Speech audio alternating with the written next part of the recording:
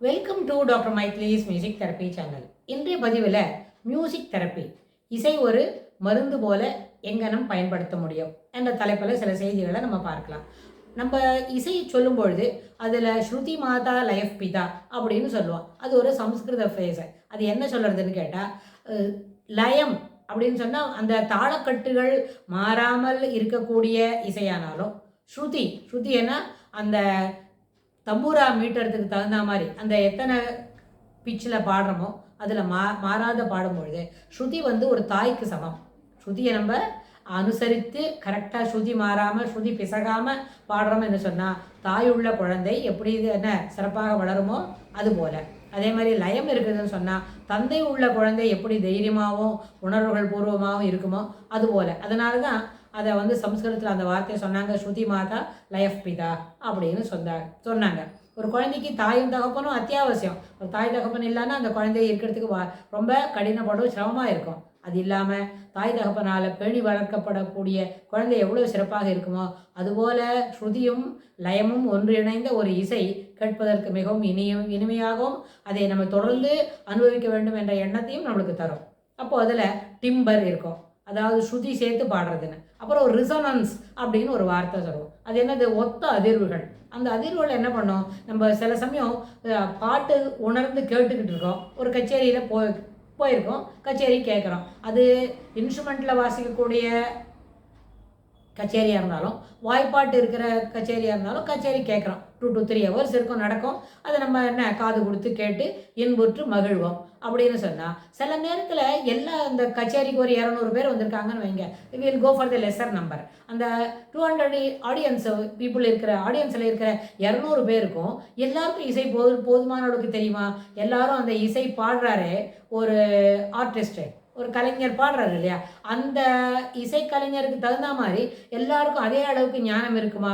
அந்த இசையை அப்படி ஒரு ரசித்து இன்புறுவாங்களா அப்படின்னு கேட்டால் அது ஒரு பெரிய கொஷின் மார்க் தான். அந்த நம்பரில் அது கொஞ்சம் பர்சன்டேஜ் தான், லெஸர் பர்சன்டேஜ் தான் அது ஒர்க் அவுட் ஆகும். ஆனால் எல்லாரும் சேர்ந்து ஒருங்கிணைந்து அதை என்ன பண்ணுறோம், இசையை கேட்டு பழகிறோம், கேட்டு இன்புறுகிறோம் அப்படின்னு சொன்னால், அப்போது சில நேரத்தில் நம்மளுக்கு இசை புரியாட்டா கூட அந்த காமன் அப்சர்வன்ஸில் இருக்கக்கூடிய அந்த நிகழ்வு நம்மளையும் அதுக்குள்ளே ஆட்படுத்தும். சிலவங்களுக்கு ரைட் ஹெமிஸ்பியர்னால அதை அனுசரிக்கிறாங்க, அந்த இசையை ஃபாலோ பண்ணுறாங்கன்னு வைங்க, அதில் இருக்கிற நுவான்சஸ், அதில் இருக்கிற ஏஸ்தட்டிக் சென்ஸ், அதில் இருக்கிற சிறப்பான அந்த பிடி, அந்த ஸ்வரக்கட்டுக்குள்ளே எப்படி அதுக்குள்ளே அதை இணைச்சி பாடுறாங்க, அதெல்லாம் அவங்களுக்கு அனுபவித்து ரசிக்க முடியமாக இருக்கும்.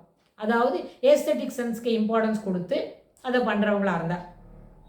ஆனால் லெஃப்ட் ஹெமிஸ்பியர் மூலமாக ரசிக்கிறவங்களாக இருந்தால் அந்த இசை தனக்கு எப்படி தெரியும், தான் எங்கேயெல்லாம் இது போல் கேட்டது, அது ஒருவேளை அந்த மொழி அவங்களுக்கு தெரியுமா இருந்தால் அந்த இசையினுடைய பொருள் அவங்களுக்கு நல்லபடியாக மனசில் பதியும்.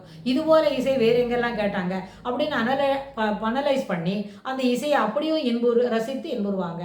வலது பக்கத்து மூளை ரைட் ஹெமிஸ்பியர் மூலமாக அந்த இசையோட ஏஸ்தட்டிக் சென்ஸை ரசித்துட்டு they are making the music flow into them அப்படின்னு சொன்னால் அந்த ரிசனன்ஸ் இருக்குதே, அதாவது அந்த இசையில் கிடைக்கக்கூடிய ஒரு சில ஒலிகள், அதாவது அந்த ஸ்வரத்தோட ஒரு வைப்ரேஷன், ஒரு ஃப்ரீக்வன்சி ஆஃப் த நோட், அதுவும் நம்ம சில நேரத்தில் நம்ம பாடியில் இருக்கிற நர்வ் இம்பல்ஸ் போய்கிட்டு இருக்கு இல்லையா, அந்த ஃப்ரீக்வன்சியும் ஒன்று போல் இருந்தது சில நேரத்தில் இருக்கும் இல்லையா, அந்த நோட்டுக்கு இருக்கிற ஃப்ரீக்வன்சியும் நம்மக்கிட்ட இருக்கிற ஃப்ரீக்வன்சியை கூஸ் பிம்பிள்ஸ்க்கு வரும்னா அப்போ என்ன ஆகும், அது உடம்புல சரீரத்தில் நம்மளுக்கு அந்த கூச்செரியும், அதாவது கூஸ் பிம்பிள்ஸ் வரும்.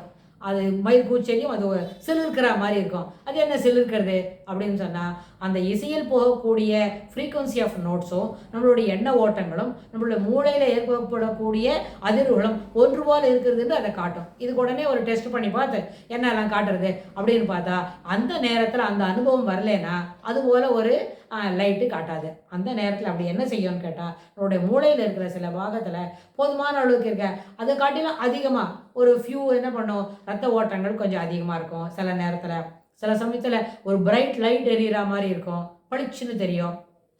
அப்படின்னா இதெல்லாம் வெளியில் சொல்கிறக்கூடிய ஒரு அனுபவம். நம்மளோட மூளையில் என்ன விதமான நிகழ்வுகள் நடக்கிறது, அந்த நிகழ்வுகள் எத்தகையது அப்படின்னு அதை நாமளே பார்த்துக்க முடியுமா? நிச்சயமாக முடியாது.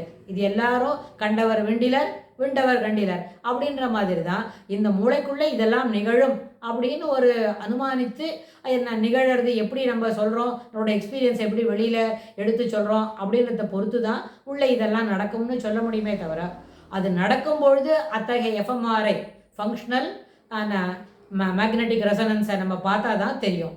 அது எப்படி சாத்தியமாக இருக்கும்? ஒரு கச்சேரியில் உட்காந்து நம்ம இசையை அனுபவித்து ரசித்து கேட்டுக்கொண்டிருக்கும் பொழுது அப்போ எப்போ அது அந்த நேரத்தில் எப்படி எஃப்எம்ஆர்ஐ டெஸ்ட் எடுக்க முடியும்?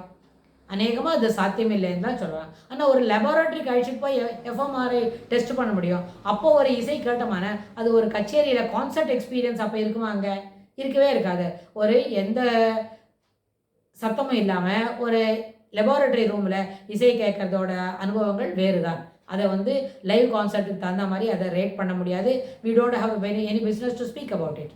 அதனால் இசை என்ற அனுபவம், அந்த ரிசோனன்ஸ் அப்படின்ற வார்த்தை, அதாவது ஒத்த அதிர்வுகள் எப்போ கிடைக்கும்னா, ஒரு நம்மளுக்கு இசை நல்லா தெரியுது, அந்த இசையை நல்லபடியாக அனுபவிக்கிறோம், அது என்ன சொல்ல தரல, வார்த்தைகளால் விவரித்து சொல்லக்கூடிய அளவுக்கு நம்மளுக்கு சாமர்த்தியம் போகல அப்படின்னு சொன்னால், அந்த நேரத்தில் நம்மளுடைய பாடியில் இருக்கிற ஃப்ரீக்குவன்சி, அந்த இசையை நம்ம மூளை எங்கனம் பதிவு செய்து அனுபவித்து ரசிக்கிறது அப்படின்னும் பொழுது நிச்சயமாக நம்மளோட உடலில் என்ன ஆகும், கூஸ் பிம்பிள்ஸ் ஏற்படும். நம்ம மயிர் பூச்செறியதை உணர்ந்து அனுபவிக்க முடியும். அது என்னன்னு கேட்டால் 0.4 வோல்ட் கரண்ட் என்ன பண்ணோம் நம்ம பாடியில் அந்த சமயத்தில், அந்த மயிர் உள்ளுக்கே அதெல்லாம் சின்னதாக ரைஸ் ஆகும்போது அத்தனை பாயிண்ட் வோல்டேஜ் கரண்ட் வரா மாதிரி நம்ம உணர முடியும்.